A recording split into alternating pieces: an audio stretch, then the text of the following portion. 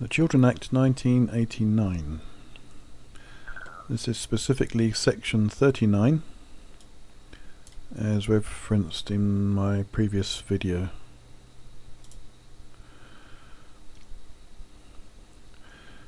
Discharge and variation, etc. of care orders and supervision orders.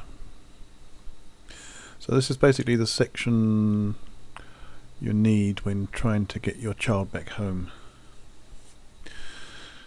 Section 39(1). A care order may be discharged by the court on the application of A. Any person who has parental responsibility for the child, B. the child himself, or C. the local authority designated by the order. Section 39, number 2. A supervision order may be varied or discharged by the court on the application of A. any person who has parental responsibility for the child, B. the child himself, or C. the supervisor. Number 3.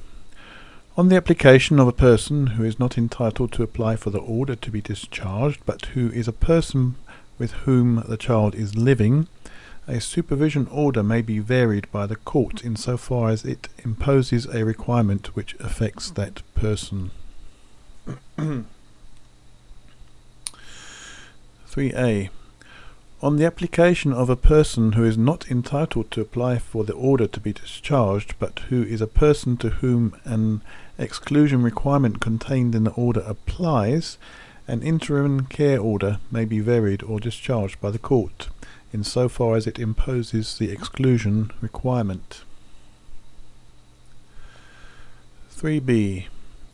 Where a power of arrest has been attached to an exclusion requirement of an interim care order, the court may, on the application of any person entitled to apply for the discharge of the order so far as it imposes the exclusion requirement, vary or discharge the order insofar as it confers a power of arrest, whether or not any application has been made to vary or discharge any other provision of the order. 4. Where a care order is in force with respect to a child, the court may, on the application of any person entitled to apply for the order to be discharged, substitute a supervision order for the care order.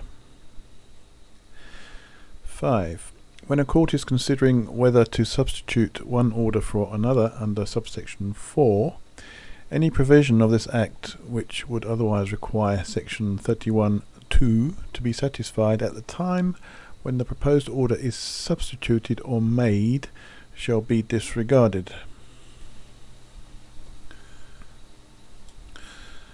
I'm going to look up section 31. What's that, subsection 2? So section 31.